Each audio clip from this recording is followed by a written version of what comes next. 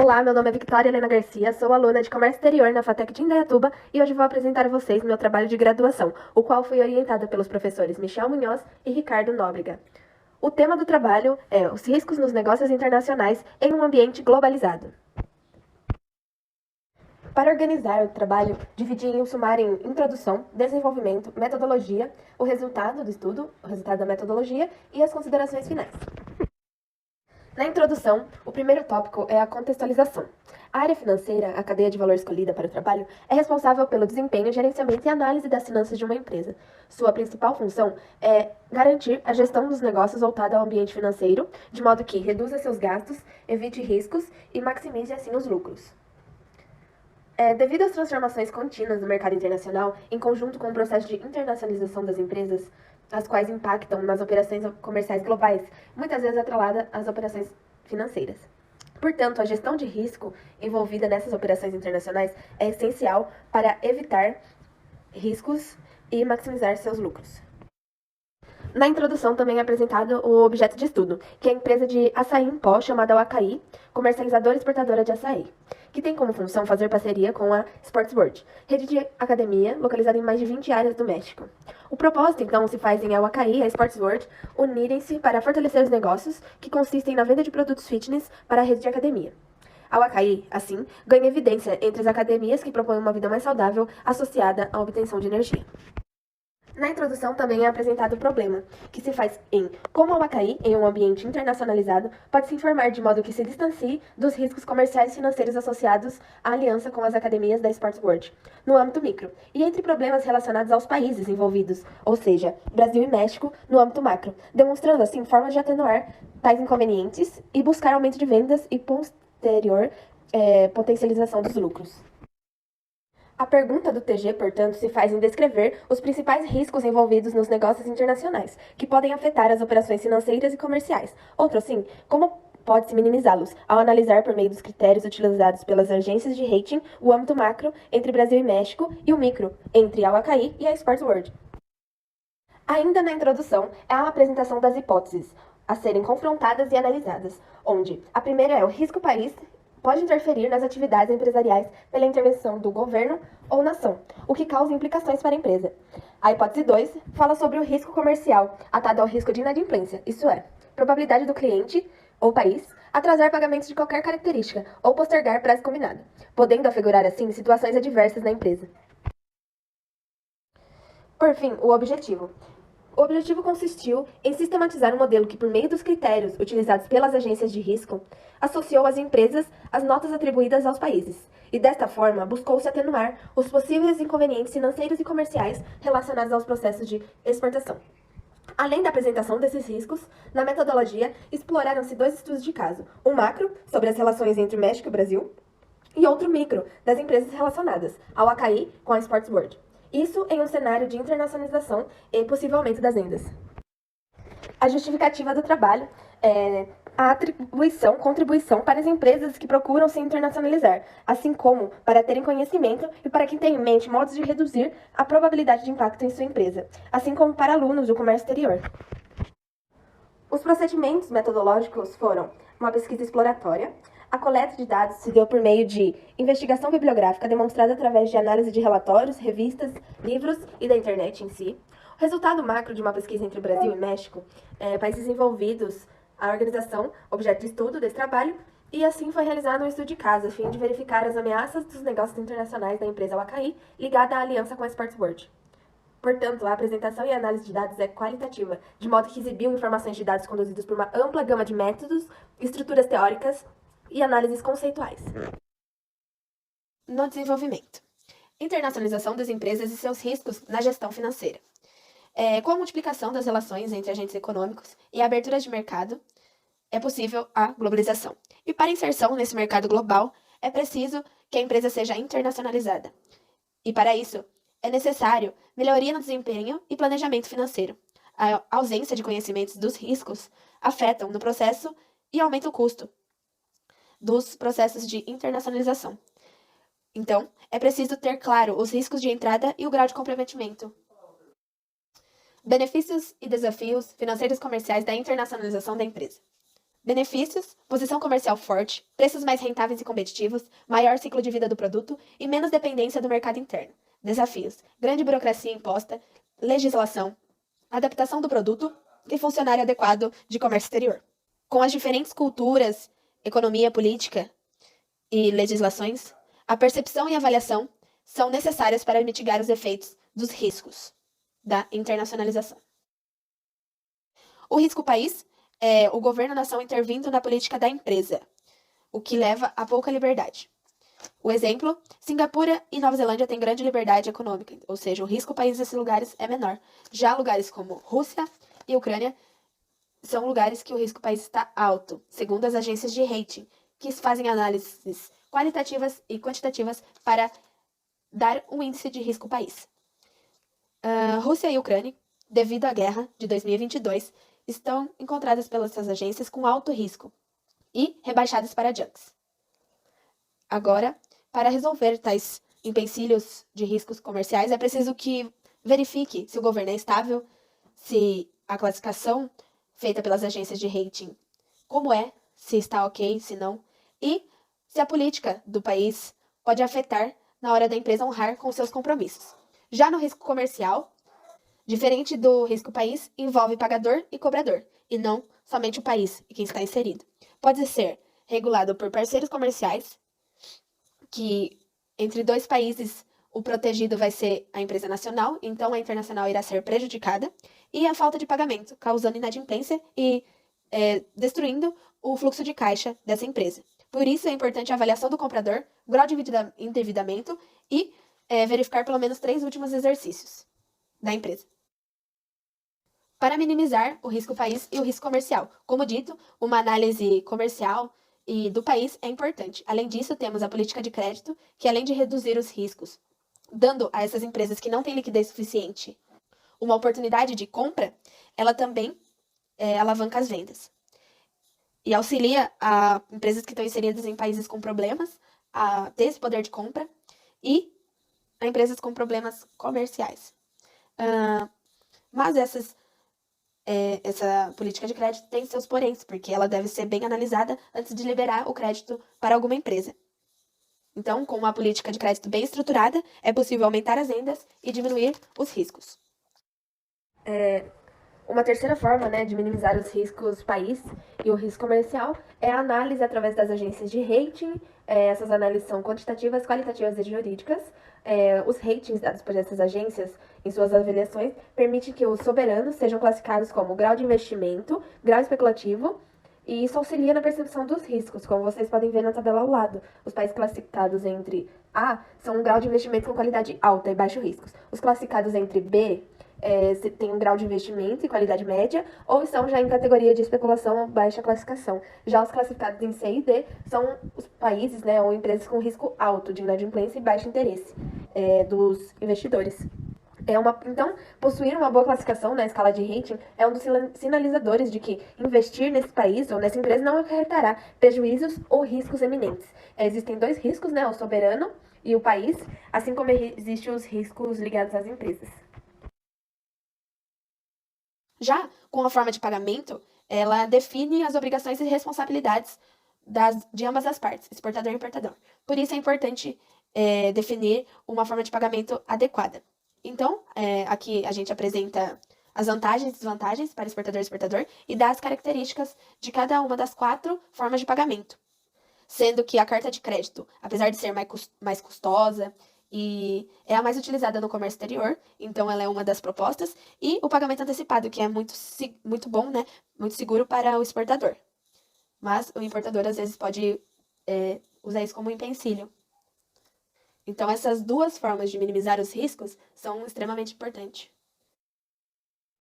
Já na metodologia de pesquisa, o trabalho é dividido em introdução, desenvolvimento e conclusão final. Na introdução temos a introdução, no desenvolvimento temos, primeiramente, no número 1, internacionalização das empresas e seus riscos na gestão financeira, os benefícios e desafios da internacionalização, no tópico 1.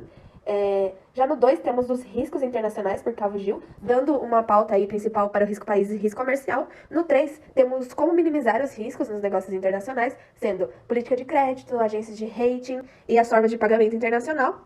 Já na 4 é a metodologia, A 5 é o resultado da pesquisa, onde a gente vai falar a seguir que vamos fazer uma análise macro, contendo tópicos das agências de rating e análises comerciais dos países que são sede das organizações Awakaí e Sports World. E na próxima, que será o estudo de caso, é a análise micro, que é o estudo de caso entre a Awakaí e a Sports World em si.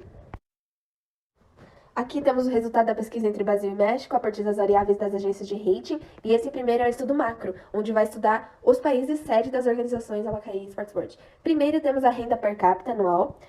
No México a gente pode ver que é um pouco maior que no Brasil, portanto, sendo a maior média deles, eles ganhariam nessa... Tem um ponto positivo para as agências de rating.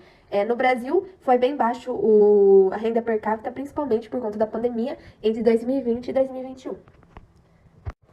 O segundo tópico é a taxa de crescimento do Produto Interno Bruto, o famoso PIB. Aqui foi feito anual. Temos que, se você olhar o gráfico do Brasil em roxo, em 2015 e 2016, devido aos controles de preço e uma piora fiscal, teve que o Produto Interno Bruto foi muito pequeno. E em 2020 também, o Brasil, devido à pandemia. Já no México, podemos ver em 2020 também, devido à pandemia, que diminuiu bastante o Produto Interno Bruto, mas até aqui no Brasil, em 2020, porém a média é um pouco maior que no Brasil. O próximo tópico é de taxa de inflação anual, que é o índice de preços ao consumidor, o IPC. No Brasil, se a gente olhar, né, devido ao tópico anterior do PIB, a gente pode ver que o mesmo período, 2015 e 2016, está alto, né, ou seja, a inflação está maior, devido aos controles de preços, né, e a piora fiscal no Brasil. Por outro lado, no México a gente pode ver em 2017, que foi o maior, reparação de impostos de alguns produtos, principalmente alimentícios. Isso fez com que também fosse maior a taxa de inflação em 2017. Porém, se a gente olhar, o que está mais desregulado é o Brasil, novamente. Assim como nos tópicos anteriores, o Brasil está mais desregulado, sendo assim um ponto negativo para as agências de rating. Os dois, devido à pandemia em 2021 e 2020, cresceu o índice de preço ao consumidor, ou seja, a inflação ficou maior, né, devido à pandemia e os problemas gerados por ela.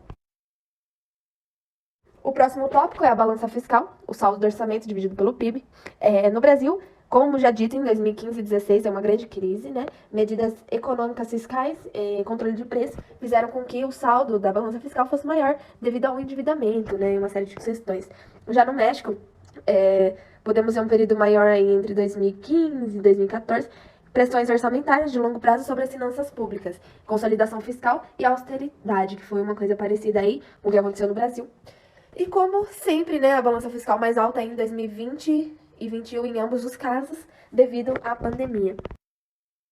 O próximo tópico é quanto à desvalorização da moeda. Como a gente pode ver aqui, o Brasil ele tem uma variação entre 30% e menos 10%, enquanto o México tem uma variação de 18% e menos 5%. Então, o Brasil tem uma variação muito maior de sua moeda, uma desvalorização maior também. Isso é devido a questões fiscais, a moeda ser um tanto quanto fraca e questões como essa. Porém, a desvalorização da moeda faz com que o preço seja mais competitivo. Isso é bom para exportações que o Brasil faça, de commodities. Então, isso entra como um ponto positivo comercialmente para o Brasil. No próximo tópico, balanço externo, ou seja, balança comercial, a gente pode ver que, devido à desvalorização da moeda, como dito anteriormente, o Brasil sempre está fazendo mais exportações, sendo assim um superávit. E o único déficit foi devido ao período de menor exportação, devido aos preços baixos de commodity e consumo interno de combustível maior, que foi entre 2013 e 2014, e isso afetou um pouco o Brasil. Já no México, né, a gente pode ver que ele vem numa média de não muita exportação, nem muita importação. É bem equilibrada essas questões. E devido à pandemia, né, devido à maior importação de bens, ele teve seu déficit aqui em 2020, que vai se arrastando até 2022, mais ou menos, no primeiro semestre. Assim como a balança comercial do Brasil é agradável, né, comercialmente, e temos também que a reserva cambial faz o Brasil ser mais seguro comercialmente, porque ele tendo mais reservas comerciais, ele tem uma segurança por trás, é como se tivesse uma poupança, sabe, de emergência. E já no México, devido às proporções serem menores, não é o mesmo que acontece. Porém, México e Brasil ganham nessas questões por serem os maiores países da América Latina terem uma reserva cambial tão grande. A dívida externa, dívida em moeda estrangeira, temos que no Brasil é extraordinariamente maior devido a curvas inclinadas entre as incertezas fiscais e endividamento devido às questões fiscais. Isso é justamente um problema do Brasil, como a gente já viu anteriormente nas outras análises, e é uma das maiores curvas do mundo quanto à dívida externa. No tópico de inadimplência, temos que as altas do Brasil, maiores foram em 2012 e 2017, devido a taxas altas de desemprego, renda baixa da população e inflação do período, né, que foi alta.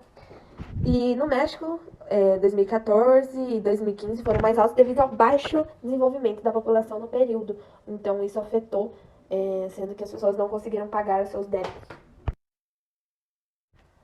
Quanto ao risco país, a Fitch Ratings reafirmou o rating do Brasil em BB-, assim como a Standard Poor's e a Moody's, que deram estável para o Brasil, então a qualidade de especulação para esse país soberano.